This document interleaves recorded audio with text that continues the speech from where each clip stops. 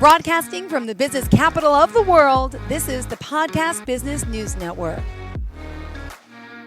We are back with Michelle Dellene. Exciting to have her here, but even more excited to have our special guest. No offense, love you, but Anthony, the Mister. So a pleasure to meet you. Would you mind introducing yourself to us? And Michelle, why don't you do the introduction to our listeners out there to start off today? Sure. Hello, everyone. I'm Michelle Dellene, and today I brought with you my husband, Mr. Velasquez. And I'm a yogic healer. I bring healing to the world through optimizing nutrition, by blending Eastern and Western medicine, and by really empowering you to be the best version of yourself. And I do that because I have this amazing man to always support me and uplift me. So thank you. Well, welcome to the show. I've heard a lot about you. And is it true that you're the one who actually got Michelle into this side of healing? I mean, besides her being a PA, then she kind of learned a little more about the yoga world through you? Yeah, I'm the yogi. You're the yogi. I'm the yogi. Oh my God, and who's your little dog?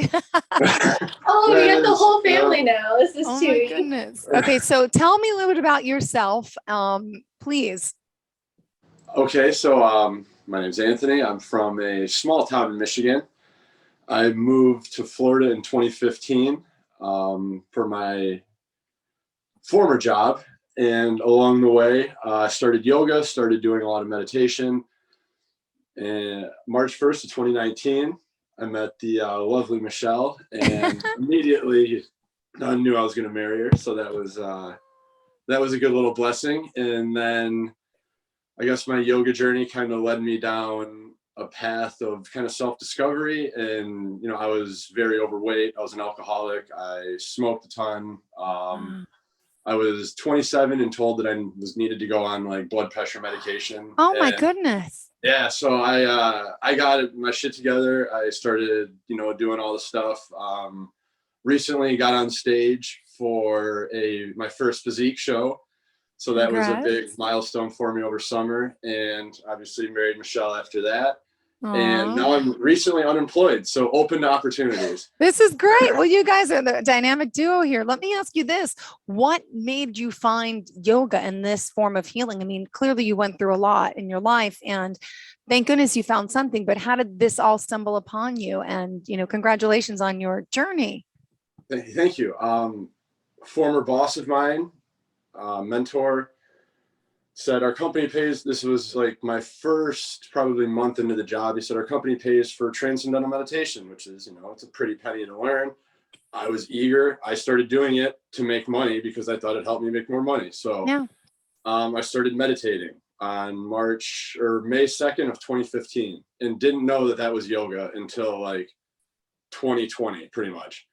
Wow. So I started meditating with the idea of like it helped my performance at work. I'd be more, all of that stuff, and then ended up becoming a yogi because of it. So that really started my journey. And then just gaining that awareness, I was able to really start attacking the stuff that I was doing that I needed to stop, the smoking, the alcohol, all of that stuff. And then started doing more of the things I needed to do. And then from there, the cycle just kind of, rolled itself to here. So Michelle, was he a full-fledged yogi when you met him, or was he still going through the process, the transition? I feel like you just started yoga, right? Well, I had just started, I walked into a yoga studio about a month before I met Michelle. So I was very early in my yoga journey. I hadn't realized I was a yogi yet. And there was a lot of, she has helped me a ton, with my journey, especially with softening and a lot of like heart work and just opening up and stuff like that. And she's helped me with that. And obviously her daughter Ella's helped me with that. Yeah. And of course, Chewy here. How could this guy not? Look at the guy. Adorable. He knows he's on camera. And congratulations. I know it's been how many weeks now since the wedding? Is it a month? Is it 30? It's like right over a month. It's a month. Yeah. Oh my goodness. Congratulations. Thank Exciting. You. All right. So Michelle, what do you have in store for us today on the show? Clearly it's exciting to meet Anthony, to know your partner, and the two of you on this journey together is awesome. What do we have in mind? So one thing Anthony has really taught me to do well is establish and implement a routine. I was always the kind of person who is wild spirit, just go with the flow. Like, let's just get up and do whatever we want. But he is very, very strategic in that getting up at a certain time and going to work out for this long and make sure you eat this many calories. And did you know that that has that many grams of fat? Like, he's always kind of bringing balance to my life with establishing a solid routine. And that has brought a lot of awareness to me and really optimized my health. So I wanted to share that with everyone who's listening today. Oh, we should all have an Anthony in our lives, right? Yes. But for those who don't, we have Michelle who can help us down this journey and path. So give us some of the things that you've taught Miss Michelle. Some of the things you guys work to and on together as a couple can inspire our listeners and viewers today. Yeah. So the first thing is, did I exit? Okay, we're good. Someone's trying to call us. Okay. The first thing that we really implement on a daily practice is 20 minutes twice a day of transcendental meditation. So whether that I start with usually 1 or 2 minutes with all of my clients, just to kind of establish a routine, a space in their home that's quiet and still. And eventually you rewire the brain to get up and be like, okay, well, I can do this. It's 1 minute. It's easy, right? And then you notice throughout the day, you kind of carry this piece with you. And as we work together over the course of 12 weeks, we extend that to 2 minutes, 5 minutes, 15, and eventually 20 minutes twice a day. And I would say that's where the real magic happens, wouldn't you? Yeah, I mean, it's, there's a lot of, the meditation was the core that I worked from, just because I think if anyone's ever tried to try meditating every day for 30 days and like day 5, you're like, I'm never doing this again. And so to do anything for 30 days every day is like a big thing, because you break that like cycle of just starting and stopping things. Yeah. So like there's even studies that like if you do 1 push-up, you're like, just wake up and do 1 push-up. Like anyone can do 1, but like that'll rewire the brain, and you'll do that for 30 days and you've just built, that muscle memory, and you've rewired the brain pretty much. So like meditation really helped me. So by waking up and meditating, and a yogi would say, like, you find your like seat of self, right? Like you find that calm place. So now when I go out in the day, like I start off in the right place, right? And how long do you meditate for every day? Good. Pardon? Good point. How long do you meditate for every day? I do transcendental meditation. So I do that 20 minutes twice a day, but I do little mini meditations. So I have like cues, like every time I get in and out of my car, it's like, all right, I need to take a breath, right? Recenter, refine that. So even like, if you don't want to sit down and meditate 20 minutes a day, every time you wash your hands, when you go to the bathroom, take 3 breaths while you're doing it, right? Just align yourself, realign yourself. And then the objective is, that witness consciousness is to just live from that objective place, right? That seat of self.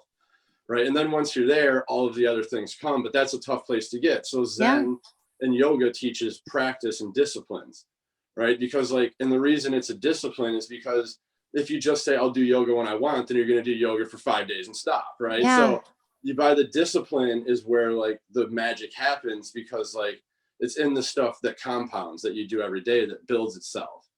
So that's really where I found, it's pretty much like in the consistency and in preparation. So if you want to work out in the morning, I would highly recommend to set all your stuff out ready to go. So that like when you wake up in the morning, you have to look at that bag and like all you have to do is grab it and go. It's not like I have to pack it, not like I have to get my stuff ready or my shakes. So piss poor preparation leads to piss poor performance. Got it. Good point. I agree with that. Yeah. I prepare like food, I prepare all my clothes, I prepare everything the night before, so that when I wake up and I don't want to go to the gym at 4 a.m, everything's there, no excuses. All I have to do is leave. Yeah. Right. I did my meditation, everything's set up. It's actually more work if I don't go, because now my meals don't match my day if I don't go to the gym. So it's like, I set my life up so that like, if I don't do something, it's more work. And then the path of least resistance is just to get shit done. Got it. Now, Michelle, on your end, I'm sure you believe in consistency as well, but having a little girl, it's a little different, right? What time do you get up and how do you set your meditation around her schedule? How does that work as a mom? Yeah. Yeah. So I kind of get up whenever I want. And I feel like that's really embodying this feminine energy, is that instead of being so routine on a time schedule and being awoken by an alarm, I choose to just awake naturally with my So when he circadian gets up at rhythm. 4, you don't wake up. No, I sleep Good. very soundly. Good, Yeah, good, no, good. I He's a sleep like a rock. he gets up quickly, and that's why he gets his stuff out and he's Yeah. done. It's if you had to Yeah, pack and go through the drawers to find the workout gear, you'd wake her up. So all right, so Yeah. smart is being prepared. So you don't wake up when he gets up. Great. yeah, So now you yeah, let your body just do the natural flow, and whenever you're told to wake up, you'll wake up. yeah. And I've noticed this, and I know a lot of people that I work with too struggle with this. If you wake up naturally, but you're too tired to get out of bed and you decide to go back to bed, that's probably the worst mistake you can make all day. Because now, if you think about it from a physiological standpoint, your adrenal glands, they're secreting cortisol. It's a very natural dose to really upregulate all the metabolism in your body to get that brain functioning so you can start your day and be very productive. If you start to dip back into sleep, then your body gets this mixed signal, and kind of throughout the day you can feel like lethargic, kind of like tired, and just like not as productive as you once were. Mm-hmm. So what I do is I promise myself to just get up when I like am finally starting to wake up, and I do my morning routine. Now Ella, my daughter, she's 4. She kind of gets up whenever she wants to. Yeah, she does. Yeah. But I just encourage her to sit with me and meditate. And for a 4-year-old, that may not last long. Yeah. But just offering her like gentle love and direction. And she's like, "Mommy, can we play Cinderella?" I'll be like, I'll play it for you when I'm done. Just can you grab one of your Barbies and just rest with me?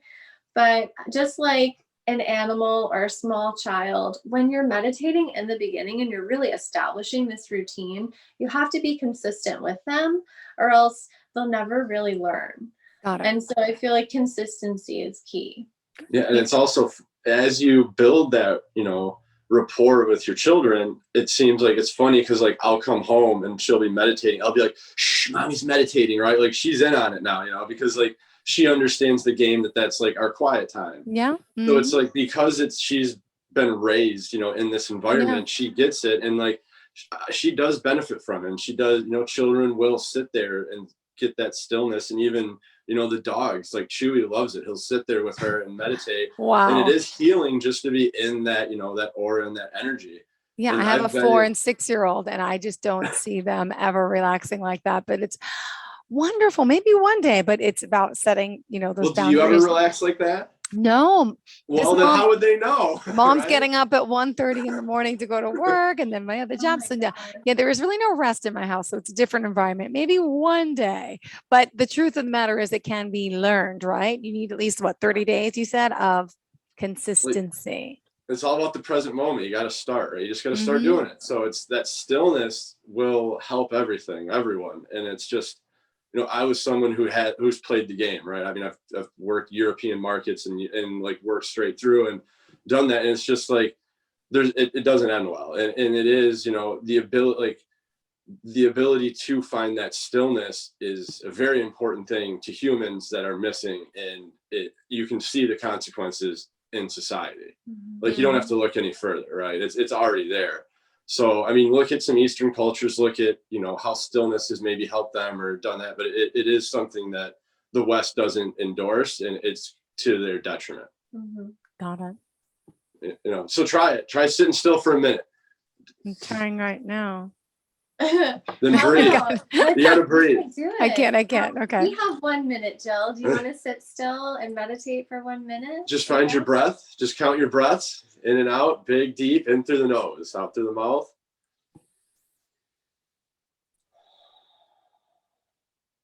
Start to just soften 10% more. Relax your shoulder blades down your back. Maybe loosen your jaw, allow your tongue to settle in your mouth. Relax your eyebrows, the muscles of your face. Notice if your hands are clenched and just release 10% more. Tune into the sensation of your breath.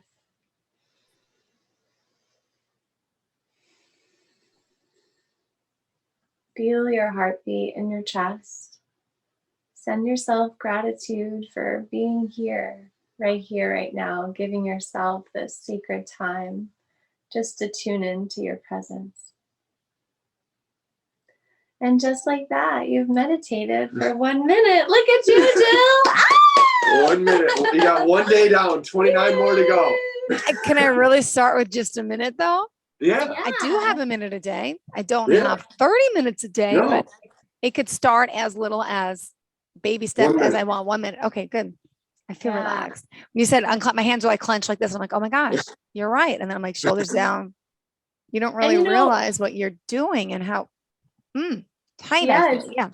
It's all about awareness, right? And most of us have a lot of tension in our shoulders and our jaw and our hips. This is where we hold a lot of our emotion.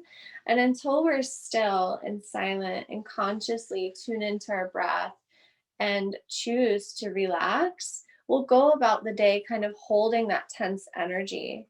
And when we do that, we're reflecting that, and everyone who's around us is more tense. So when you choose just for 1 minute to tune into you, to soften, you're making everyone around you better too.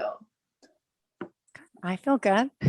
Yay. What else do we have in store? I know we have a shorter show today, unfortunately, but what else do you want to get across to your viewers today? Yeah. So as far as routine goes, I wanted to talk about our nutrition routine. And Anthony is so good at this, so I'll just let you lead. What do you mean? What do you eat every day? Well, I plan most of my meals for the morning, post-workout, and then I try and prep dinners 2 at a time. And then if you do 2, like a chicken, potato, and like some vegetables, you can throw it in the oven if you prep it, night of. Then you can do 2 meals, and then you have a leftover day. Got it. You can kind of do it, and you can kind of cycle stuff, but it's all how, if you're a very busy person, then obviously like cooking might not work. There's other solutions out there. It's really just the consciousness of what you're eating and understanding. And what are you eating, by the way? Protein? I have to moderate. So I found that when I eat too much protein, I actually got fatter. Oh, wow. So yeah, because if your body takes in, my body, or everyone's very different. So everyone says like, if your body, well, if my body takes in too much protein and it doesn't need it to rebuild muscle, it'll store it as fat. Okay. I actually am one of the lucky people. I can eat a ton of carbs. So I can eat, like today's leg day. So I'll eat 600 grams of carbs today. Wow. And that's like a decent day for me. But that's also like oatmeal, rice, sweet potatoes, good carbs, maybe a little cereal. And I love carbs, so I'm totally down for that. Yeah. So like, but lean meats, chickens, meats, I always recommend people start with like a paleo type diet, just meat and vegetables, find stuff you like, and then add in, different grains, different stuff, try things. But nutrition's really an experimental thing because it has to fit your lifestyle and be doable. Excuse me. And it has to taste good. Well, you know what? It's so funny because you talk to a lot of people who say, excuse my cough here, that you have to eat a certain amount of protein by your weight, double this, that, whatever. And it's like, you're right. Someone that's not open-minded to say, hey, it's not for everyone. A lot of time you see a nutritionist who has their plan. And it's good to know that you should be more open to everybody's body and everybody's needs, which sometimes needs time you need to figure it out yourself. It may not be the standard cookie cutter version. That's a really important point to point out, really. Yeah. And that causes so much problem because some person's like, oh, it's all keto. And then someone tries keto and gets fat and sick. And they're like, what's wrong? And it's like, well, when I did keto, I did not feel well. Yeah. I feel better eating carbs, and everybody's like, oh, carbs are bad. And it's like, well, okay, but I feel good. I look good. So, say what you want. Ooh, Jill, what do you think? Should we make him take off his shirt? Oh, we're gonna make him get, let's see your muscles. All right. Can you see me in there? Yeah. Nice. Muscles. Now, wait, were you always this fit when you met Michelle, or did Michelle? No, I was pretty fit when I met Michelle, but I was really. I was 270 pounds at one point. Wow. Wow. Yeah, I was drinking like I'd have to buy 2 cases of beer and a fifth of whiskey to get through a weekend. I'd smoke about a pack a day. Didn't work out ever. No nutrition, like just eat anything. And like I lived like that for quite a while. So I was 20. I mean, I was probably 27, 28, and 34 now when I really started to get a handle on things. And when I met Michelle, I was like, I think 32 or something like that. And at that point, I was pretty far in. I was, you know, I could see abs at that point. So it was, wow. You know, well, look at the inspiration of your beautiful wife. Michelle Dellene does so much to help so many people. You're lucky you have her free of charge, but she's amazing. It is wonderful. I mean, I've been speaking to her now for maybe 2 months now, and she's just got this beautiful aura spirit about her. And she's talked so highly of you. And, you know, I'm just thankful for you both and so happy to meet you all. Too bad it's not in person yet one day, but the work she's doing and helping so many people, including her hubby. And I apologize, guys, but we're out of time. We will meet again next week. Michelle, tell us how we can reach out to you, please. On my website, it's my name, michelledellene.com. You can book your free illumination call with me there. Perfect. Well, thank you all for joining us today. Looking forward to the next time we speak. Bye-bye. Bye.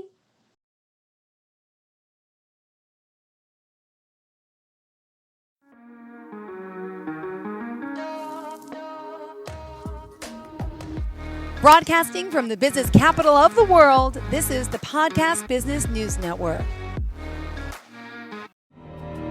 For nearly 2,000 severely injured veterans, everyday life has become filled with barriers. Day-to-day simple tasks can become pretty daunting. I have to carry my chair up 2 flights of steps or have somebody do it for me. What scares me the most is just the falling. When I'm struggling with my house, I think, you know, to have that one great barrier just knocked down, I mean, it's crucial. Home for Our Troops is a wonderful nonprofit that builds a Mortgage-free, fully adaptive, handicap-accessible house. And there's no catch. It'll be our very first home that we've ever owned. This is a game changer. This is where your life begins again. We need you to join us in completing this important mission. Please visit hfotusa.org and help build homes and rebuild lives. Because of you, everything's going to be okay.